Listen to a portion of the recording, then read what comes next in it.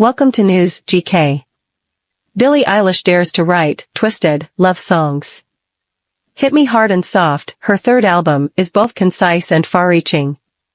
21 took a lifetime. Billie Eilish, 22, sings in Skinny, the song that opens her third album, Hit Me Hard and Soft. Any woman her age could say that, it's just math.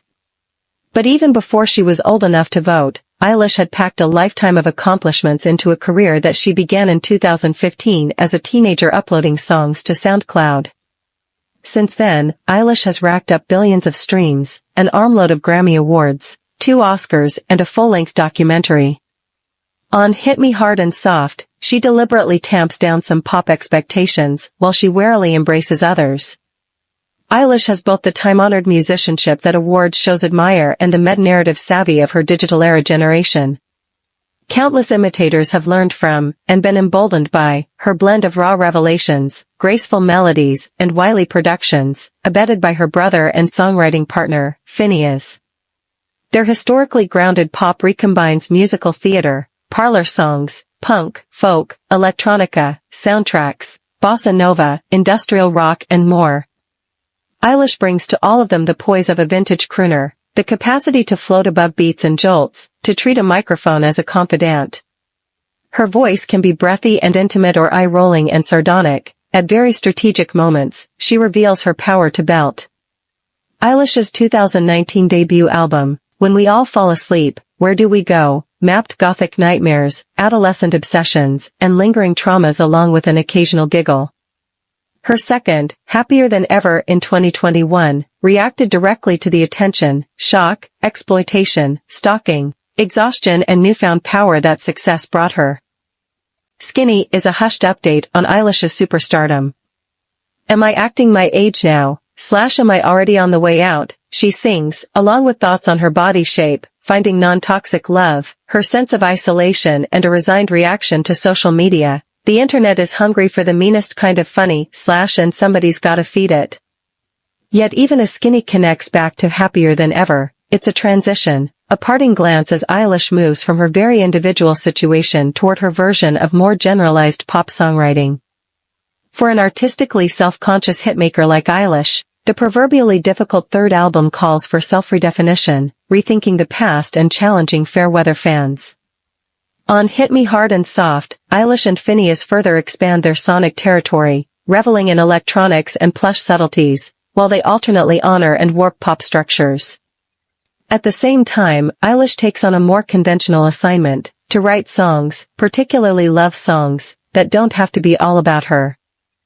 The album is a concise, 10-song set, a deliberate contrast to prolific streaming-era albums like the ones released lately by Taylor Swift and Beyoncé. Eilish chose not to put out advanced singles, and she has urged fans to listen to the album as a whole, like an analog-era LP instead of a track list to be cherry-picked. Just in case 10 songs seems ungenerous rather than disciplined, Eilish makes a preemptive wisecrack, tacked onto the end of the last song, Blue. A seemingly casual Eilish asks, so when can I hear the next one? The album hits more soft than hard. For much of it, Eilish follows through on her whispery Oscar-winning ballads, No Time to Die and What Was I Made For? She also takes up the craft of the love song, though she keeps her own peculiar twists. Birds of a Feather, a declaration of lifelong love, could almost be a wedding party song. I Don't Think I Could Love You More, Eilish sings amid puffy major chords, a tinkly keyboard hook and a steady but unobtrusive beat, joined by radiant girl group harmonies. But a closer reading reveals Eilish's persistent morbid streak. I want you to stay till I'm in the grave / till I rot away dead and buried.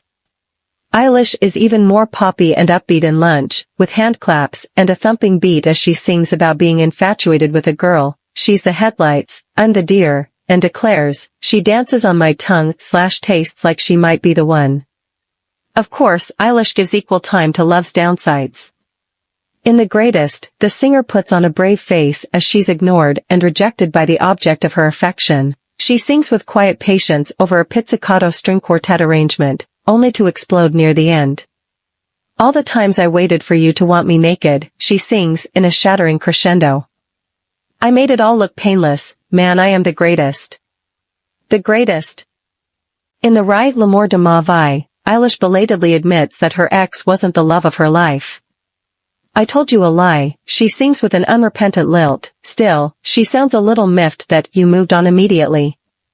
The song starts out skeletal and torchy, turns into an understated strut and then mutates completely, first with muffled electronic effects and then, out of nowhere, with a pumping EDM beat and auto-tuned vocals, as Eilish taunts, "You were so mediocre and we're so glad it's over now."